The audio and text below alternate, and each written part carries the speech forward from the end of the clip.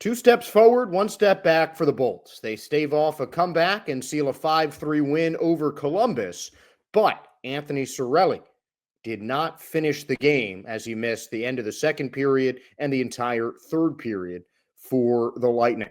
What can they do if he is forced into an extended absence?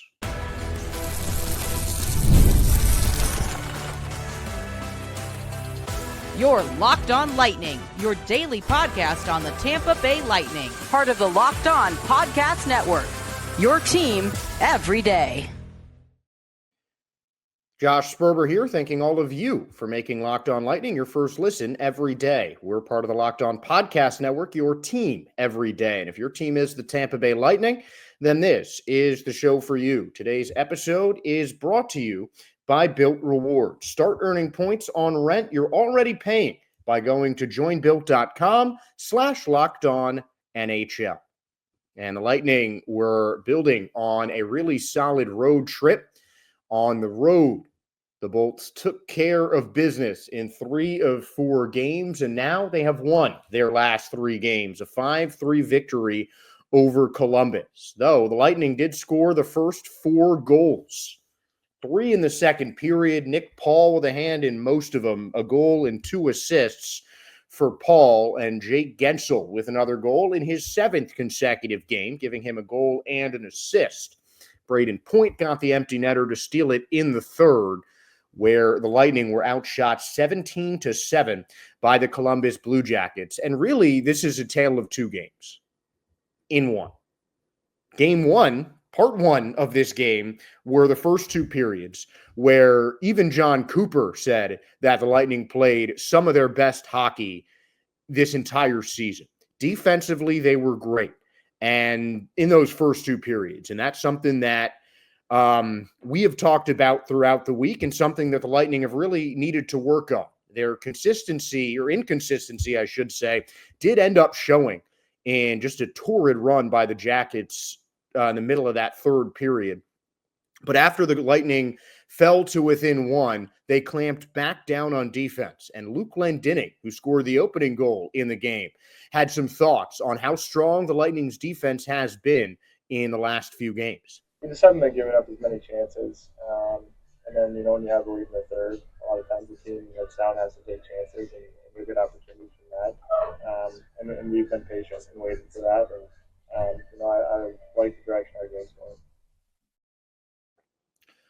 going. Good to see that he likes the direction the defense is going, and the fourth line was a big part of that defense. That was another big part of the post-game press conference from Glendening, from Coach Cooper. I mean, really from everybody, just talking about how strong that fourth line is. I know I had kind of spoken about the fourth line in the past, and it's been about the lack of goal scoring for me that had been the most noticeable, but the defense from that fourth line is becoming more and more evident and more helpful to the Tampa Bay Lightning game in and game out.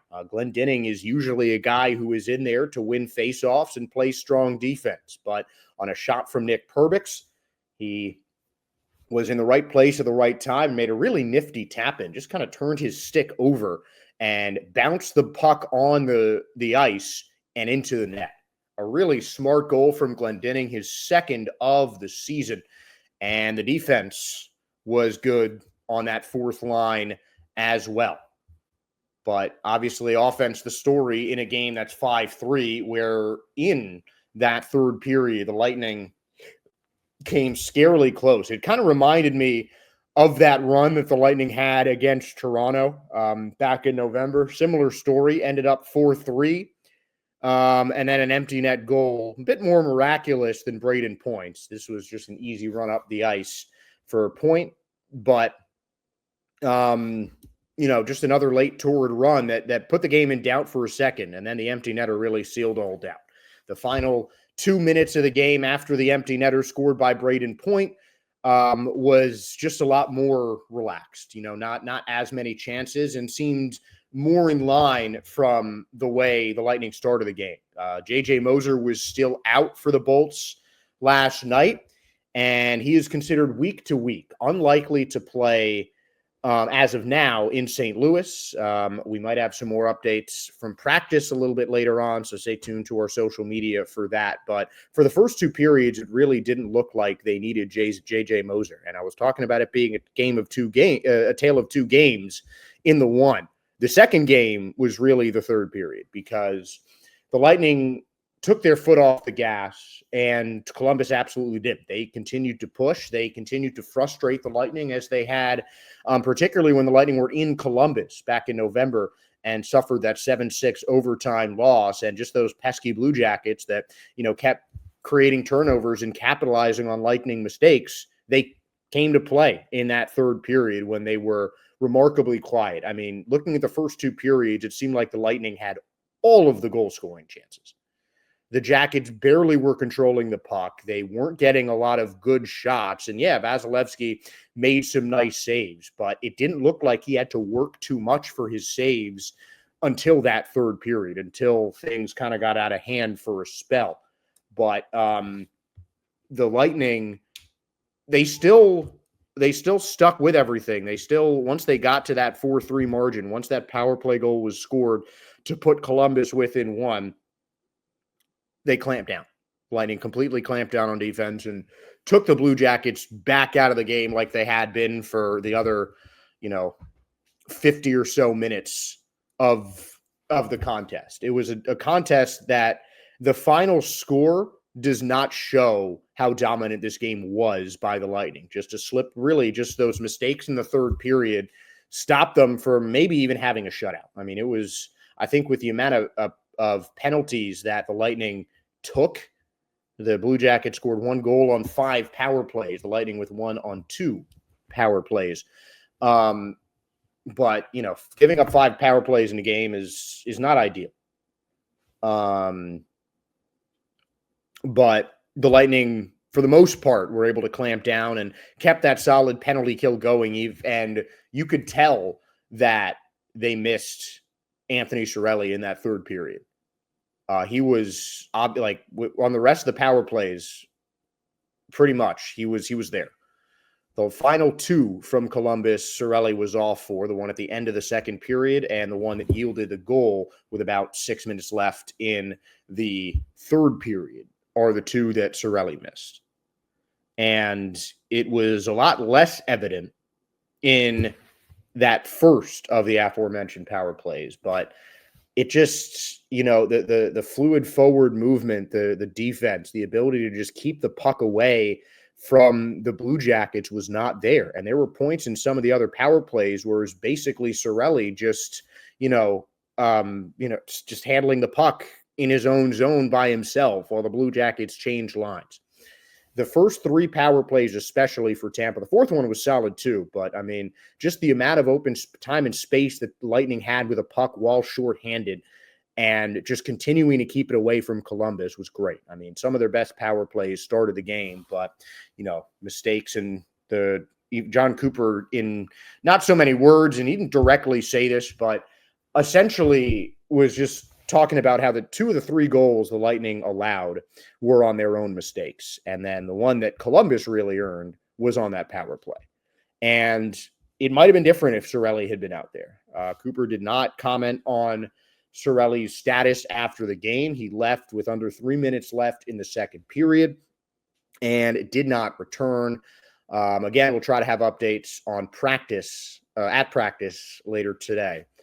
So check out our social media for that one. We'll talk a little bit more about Cirelli later on, but another Lightning forward has really been making waves with a goal in last night's game. Jake Guentzel became the first player in the NHL this season to record a goal in 7 consecutive games.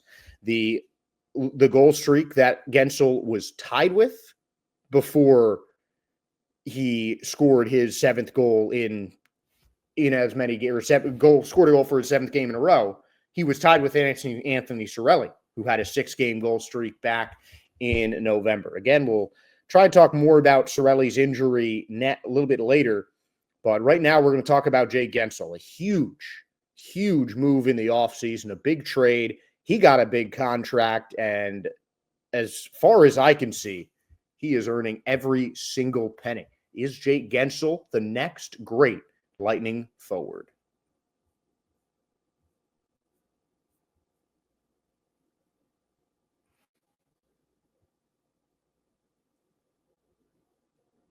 The World Series, the Super Bowl, the Olympics, the world's top athletes get to play in these top-level sporting events thanks to one thing, teamwork. And teamwork can also protect your financial legacy and your family's future.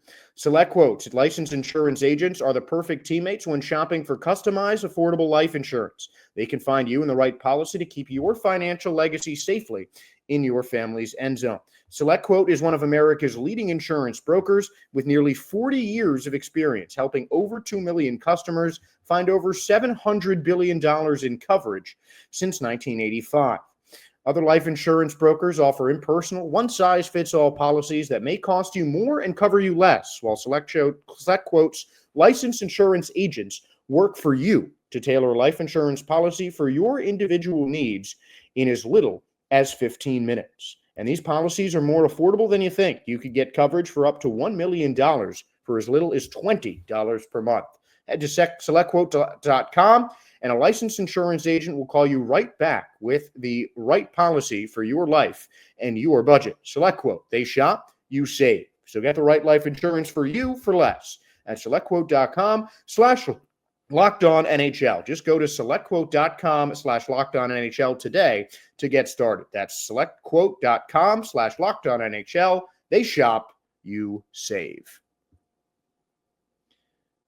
Thanks to Bilt, you can now earn points on rent payments, just like you do with groceries or travel. Paying rent now comes with serious perks, and it's completely free to join. Earn valuable Bilt points on your rent and everyday spending at no additional cost. Redeem points towards flights, hotel stays, and even future rent payments. With over 500 airlines and 700,000 hotels in their program, the possibilities are endless. So access unique experiences that are exclusive to Bilt Rewards members. Start earning points on rent that you're already paying by going to joinbuilt.com/LockedOnNHL. That's joinbuilt.com/LockedOnNHL. Make sure to use the link below so they know we sent you. Don't wait. Start earning rewards with Bilt today.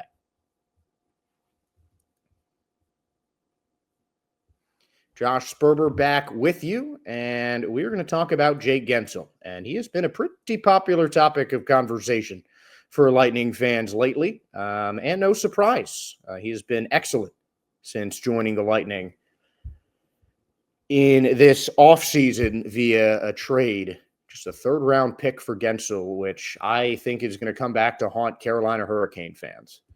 18 goals, 15 assists, and +9 in 29 games for Guentzel, only behind Braden Point in terms of goals for the Tampa Bay Lightning. And he is just behind Braden Point for fourth on the team in assists, or fifth on the team in assists, tied with Anthony Cirelli at 15. But it is the goal scoring for Guentzel that has really made waves, taking Anthony Cirelli's scoring streak title from him. 7 straight games with a goal for Jake Guentzel, going up against likely Jordan Binnington in the Blues next. Might make it a little bit harder to make it 8 straight, but Guentzel has proven himself to be an elite goal scorer. But Nick Paul says that is not even the most valuable quality of all the intangibles that Jake Guentzel possesses. He's just a super smart player. Everything. I think he's all around great player. He can skate. He's physical. He wins his battles. He makes great plays. He can score. He can shoot. But I think his smarts are the biggest thing. Smarts and communication. He's always in good areas and in soft areas for support. You get in trouble. He's always there. And he's playing really good. And Guentzel's just the kind of player that you can't let find any open space because he will hurt you. If he's near the net, he'll tap in his shot like he did for the goal off his own miss back in that second period. And he can pass the ball well. He can skate well. I mean, this guy is just a do-it-all sort of player. It's one of the reasons the Lightning traded a third-round pick to Carolina to acquire the winger in the offseason and then promptly signed him to a 7-year contract worth upwards of $80 million. So a big deal for Jake Guentzel. A deal like that comes with expectations. And Guentzel has hit or exceeded any metric of expectations that were levied on him when he joined the Lightning. I mean, coming in and replacing Steven Stamkos can't be easy, but Guentzel has done just an absolutely incredible job. Now, I don't want to say that he's going to be the next franchise player for the Tampa Bay Lightning, because you think of the franchise players for the Lightning, you're looking at Vasilevsky, Kucherov, Point, all homegrown, drafted by the Lightning players who are all right around Guentzel's age of 30 years old. So he's not going to outlast those guys unless something really drastic happens and the Lightning have to sell off their superstars. Don't foresee that happening, and certainly hoping it doesn't. But the point is, I don't expect Guentzel to turn into a face of the franchise. But I do expect him by the end of his Lightning career, if he stays these entire 7 years, I do expect him to be mentioned in the same sentence with some Lightning legends like Brian Bradley and Nikita Kucherov, Steven Stamkos, Braden Point, Vincent Lecavalier, Marty St. Louis. I mean, these are guys that I think Guentzel has the skills to be able to match so far in his career with the Lightning. He had 2 assists in his first ever game with Tampa. It's almost rare that you see Guentzel or really anyone else on that first line without points. Now, there are going to be haters there that say, oh, it's Kucherov just feeding everyone. He's so great. No, he is. But that is not Kucherov's incredible passing ability is not the only reason that Jay Guentzel is off on a tear. He is one of the leaders in terms of players who change teams in the offseason in just about every single category. And he has already established himself as a leader for the Tampa Bay Lightning. New situation, instantly clicking with that first line. And lately, that first line has been clicking like no other. And, it's not just because of Kucherov's passing ability or Point's ability to put pucks in close in the net. There may be past and future hot streaks from this first line that'll be anchored by Point or Kucherov, but Kuch might have points in each of his last 8 games, but it's been Guentzel finishing for the Lightning lately. So is Point. He got the empty netter today. He's in the Rocket Richard race now, and frankly, he's the guy I'd bet on right now, and that's something we talked about earlier this week. But Jay Guentzel might not end up with, big-time awards or accolades or anything like that. I think the Lady Bing is something that could be in his future. He's certainly a guy who plays clean, doesn't get into the penalty box all that much. This year, Guentzel only has 8 penalty minutes. So, it's a possibility. The Lightning as a team mostly play pretty clean. But Guentzel's scoring ability has made him into an elite player. It's one of the reasons he was almost assumed, when the couple days before Four Nations were announced, the big names that everybody was talking about are, is Brandon Hagel going to get on? Is Cirelli going to get on Canada? Hagel was really the main focus in that day the Four Nations was announced at Lightning practice.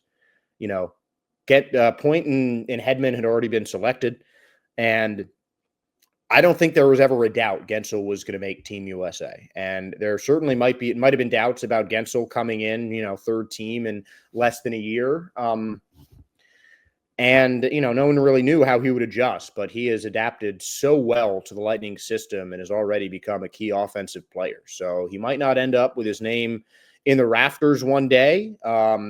He may end up with his name on a Stanley Cup that the Lightning win one day if they can keep building a team around this great core that they have right now. But I do think that when it's all said and done, Jay Guentzel will have done enough to put himself up there with some other great Tampa Bay Lightning players. He might not end up in the Hall of Fame. He still might. I think he's got to keep playing at a really elite level for this entirety of his Lightning contract, but he definitely has the skills and is definitely working well in John Cooper's system and working incredibly well, has great chemistry with Kuch and Point, and he's doing everything that the Lightning ask of him. Just such a smart player and such a talented player that I really believe that Jay Guentzel is the next Lightning great. And he might not be homegrown. He might not be one of the guys with an extra letter on his jersey, but he is someone that will certainly be remembered as a great by the end of his Lightning career by fans, players, coaches alike. I truly believe that. And I hope that we see another goal from Jake Guentzel tomorrow, and as he tries to get his goal scoring streak to 8 games. But the Lightning will face the St. Louis Blues at home tomorrow. They may do it without Anthony Cirelli. We're going to talk more about potential updates and solutions to try and play with yet another key player potentially lost to the injury list.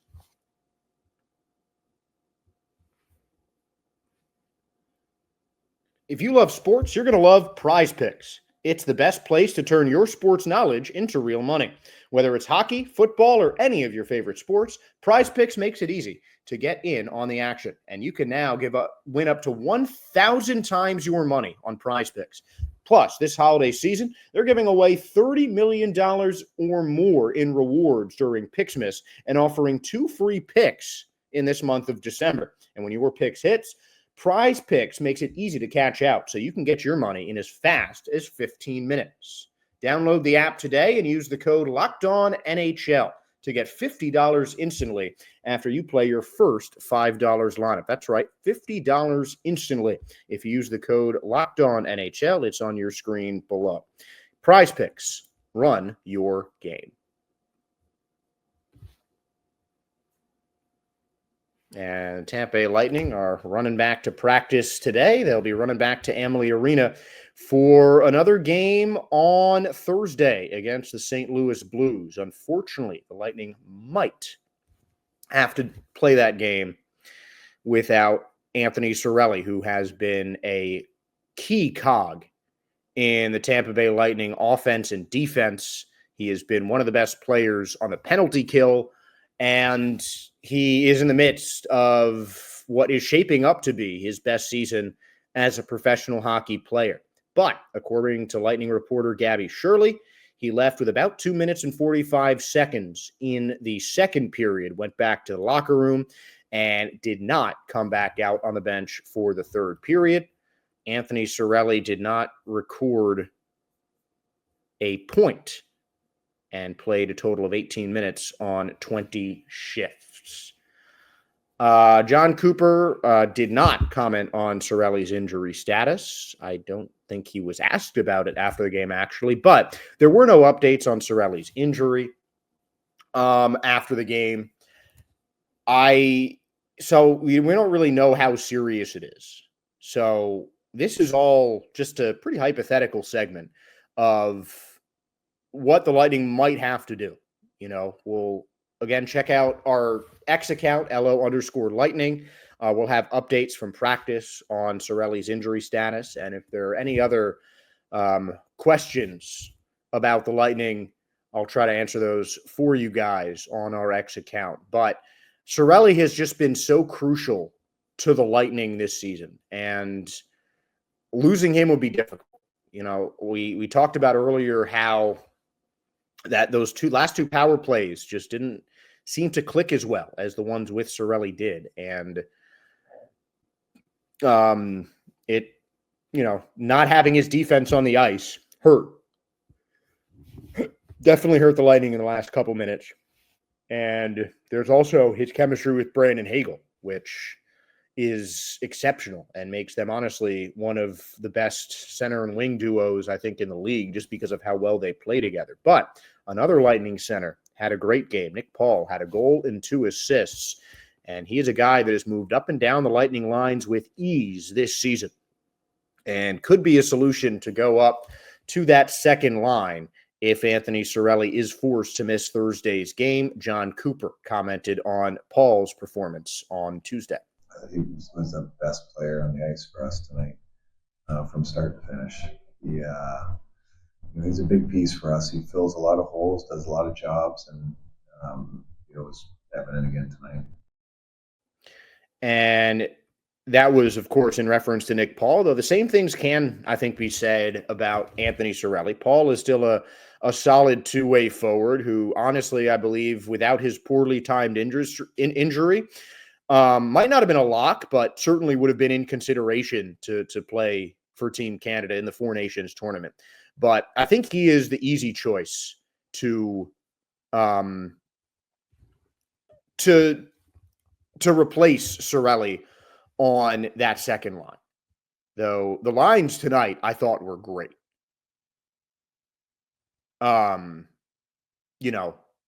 Just really good pairings. Connor Geekie on the second line, I think, is good. Mitchell Chafee went down to the third. But, I think Paul is the guy who he's been here long enough. He's been in the league long enough that moving a guy like him around I don't think it's going to affect the team that much. And Paul and Cirelli kind of play in similar ways. I think Cirelli's still probably a better defender than Nick Paul is, but they both have that two-way mentality about them. And I don't think that it skips as much or the Lightning miss as much. It doesn't, you don't really skip a beat with Paul replacing Cirelli. And is there going to be a little bit of a defensive drop-off? Sure. But, it's not large enough that it should be a cause for panic. It might be if J.J. Moser is healthy, which seems unlikely, that might be more likely for the Lightning to go back to the 11-7, which is something that they typically do when one of their attackers is going through an injury. And even without J.J. Moser, who, again, listed week to week, so probably not likely to play, and he was seen limping and in street clothes around the Lightning locker room after the game. But they recalled Declan Carlisle after a day. He was sent down and sent back up in a matter of days. And, he's got a lot of momentum right now. Getting that first goal in the last game, I think having him on that third line might not be so bad. It might cause some complications as who would move up with Hedman if Radish is usually the extra defender. Carlisle did get his first goal in his second NHL game, but Radish has just been that seventh defender whenever the Lightning have gone 11-7. So it seems like it's the easy choice to just move him back down there and move some of the guys up. Maybe, you put McDonough or Cernak up with Hedman and switch things around that way on the 11-7 defense. But I really, put Cam Atkinson and Carlisle were the two scratched from the game on Tuesday. You put Atkinson where Paul was, and Paul goes where Cirelli was. So you move Atkinson down to that third line, maybe have Connor Geekie come down as the third line center, put Chafee up as the second line right wing. It seems like they're just endless. They're not endless possibilities, but there are definitely some possibilities in a way that you can move the lineup around. But I think Nick Paul would go up to the second line if Cirelli is unable to play. But not having Cirelli for a full game, the Blues might not be one of the best teams in the league. St. Louis currently is sitting 6th in the Pacific Division. Same amount of points, but 3 more games played than the Utah Hockey Club, 33, and 3 points behind Colorado, who have that coveted 4th spot in the Central Division of the Western Conference. So the Blues still have some guys, and we'll talk about that a little bit more tomorrow. It's not like if he's missing for, Sunday against the Panthers, I think that's a bigger cause for concern. You never want to have your players missing, especially the key guys like Cirelli, who can not just provide depth, but is one of the better two-way players in the entire NHL. It would hurt the Lightning for Cirelli to be injured, but, they've been dealing with a lot of injuries this season, especially lately. Kucherov has missed a couple of games. Point's missed a couple of games. Paul's missed a couple of games. It's easier to find players who haven't got injured than have. It's been tough with injuries, but it's part of the game, and it's something the Lightning were able to adjust. It was great for them to get Victor Hedman back, and their captain, had another another solid game on defense. And that defense, I think, is going to have to step up the most with Anthony Cirelli out if he is forced to miss Thursday's game. But again, we'll try and update you that in tomorrow's show and on our X account later today. Speaking of which, make sure to give our X account, LO_Lightning, a follow. And thank you for making Locked On Lightning your first listen today. For your second listen, find Locked On Fantasy Hockey. Become a fantasy hockey expert and get the edge over your league mates with daily tips from Steal and Flip. Find Locked On Fantasy Hockey on YouTube or wherever you listen to your podcast. And here on YouTube or here wherever you're listening to this podcast, thank you again. And please give us a like, a follow, a subscribe. We really appreciate your guys' support. So thank you again for being a fan and for supporting this show. We'll talk practice and talk Blues tomorrow. Until then, have a great Wednesday and go Bolts.